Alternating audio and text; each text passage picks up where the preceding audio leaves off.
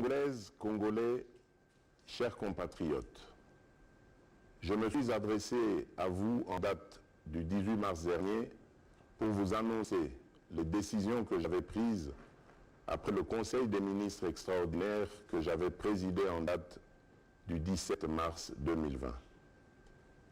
Ces décisions relatives aux mesures à adopter face à la pandémie de coronavirus me semblent à ce jour pas suffisamment suivies par la population, alors que nous venons de franchir le cap de 45 personnes déclarées contaminées avec un cas de guérison et 3 cas de décès dénombrés.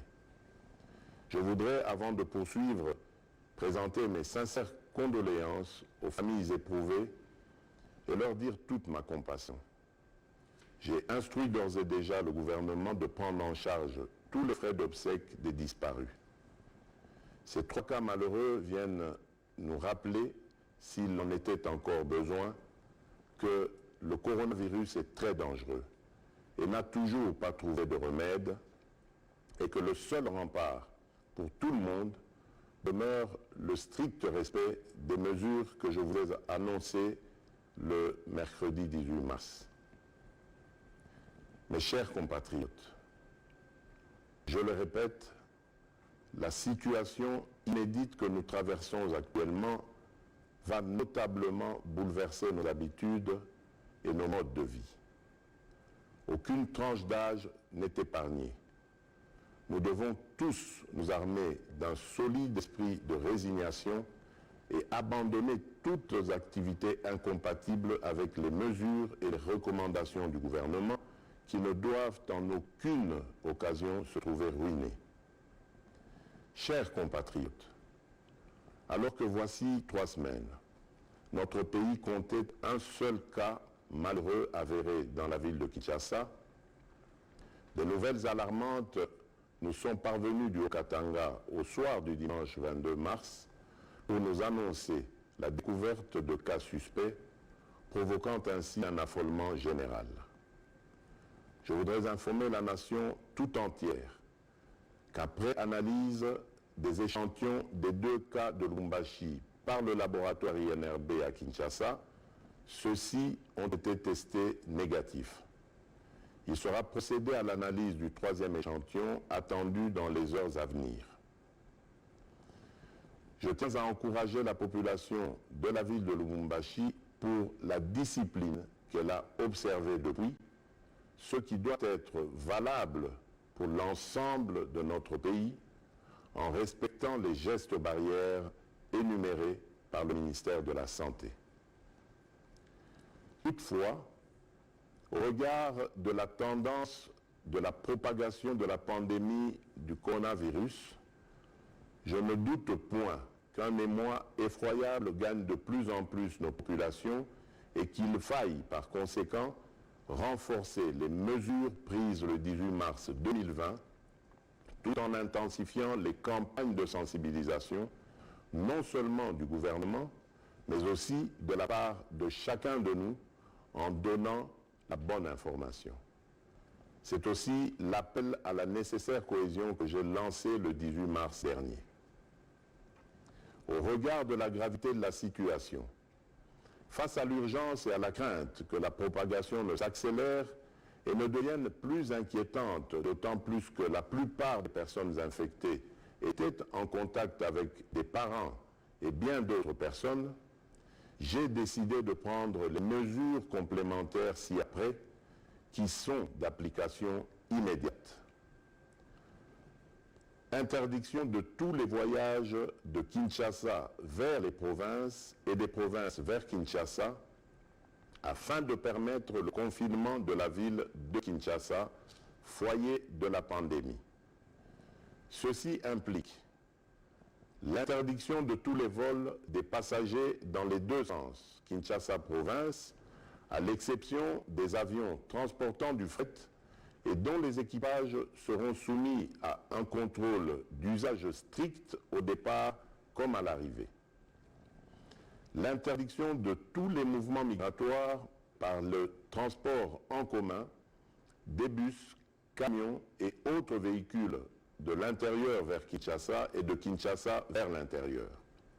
Des barrières doivent être érigées par les gouverneurs et les équipages devront se soumettre au contrôle de rigueur en matière de coronavirus. L'interdiction de tous les transports fluviaux des passagers de Kinshasa vers les provinces et vice-versa. Seuls les bateaux et les embarcations transportant les marchandises avec équipage et convoyeurs seront autorisés. La fermeture de toutes les frontières du pays aux passagers et à toute personne, sauf pour les camions, navires et avions cargo avec fret. L'obligation pour le gouverneur de la ville-province de Kinshasa d'instruire tous les bourgmestres de chaque commune de la ville d'éviter tout attroupement et de placer plusieurs points de lavage des mains avec désinfectant ou savon, surtout dans des agglomérations à grande affluence où le manque d'eau et d'électricité est quasi permanent. Ici, j'instruis le gouvernement de trouver les moyens de ravitailler ces quartiers pour assurer l'hygiène.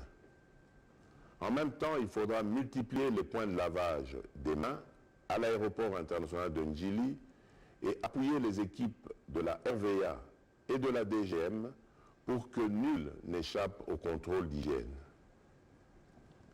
Mise en place d'un service minimum au sein du gouvernement et des institutions pour pallier au confinement à leur domicile des autres agents de l'État.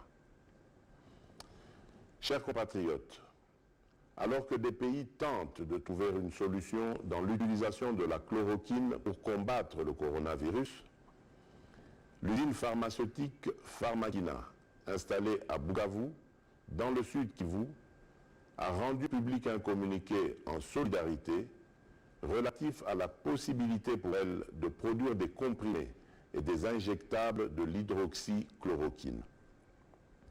Même si tous les scientifiques n'ont pas encore marqué leur unanimité, la task force que je dirige devra, ensemble avec la commission de pilotage, réfléchir sans délai sur les contours de l'opportunité d'une pareille démarche susceptible à pouvoir contribuer à endiguer le coronavirus.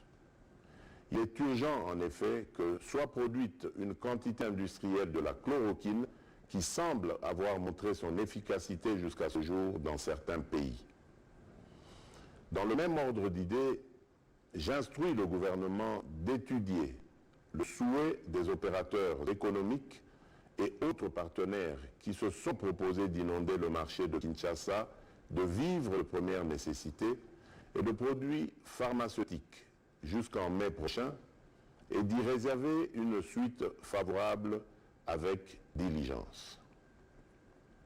Je lance un appel à la solidarité nationale de tous les opérateurs économiques ainsi que d'autres pays et organismes qui conduira à la mise en place d'un Fonds national de la solidarité contre le coronavirus qui restera ouvert à tous les potentiels bienfaiteurs.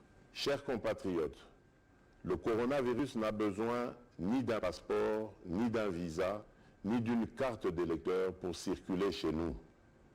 C'est nous qui circulons avec et qui devons comprendre que nous nous trouvons dans une situation de guerre face à un adversaire invisible. Une guerre asymétrique aux conséquences désastreuses que nous pouvons éviter.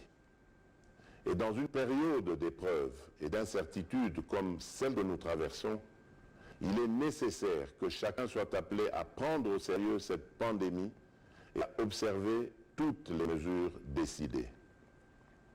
Bien obligé, je réquisitionnerai les unités de la police nationale congolaise et celles de nos forces armées afin d'organiser des patrouilles mixtes pour faire respecter ces mesures pour le bien de tous. J'en appelle une fois de plus à l'union sacrée de la nation, car c'est ensemble que nous nous en sortirons. Je tiens à remercier les bureaux des deux chambres du Parlement qui ont participé à la réunion interinstitutionnelle que j'ai convoquée ce lundi 23 mars 2020 pour leur esprit patriotique et la célérité avec laquelle ils ont examiné positivement les mesures que je viens d'annoncer. Enfin, devant la gravité et le caractère dangereux que comporte cette situation, je décrète l'état d'urgence en tenant compte de la situation sécuritaire qui prévaut en ce moment dans notre pays en rapport avec la pandémie à coronavirus. Que Dieu protège la République démocratique du Congo. Je vous remercie.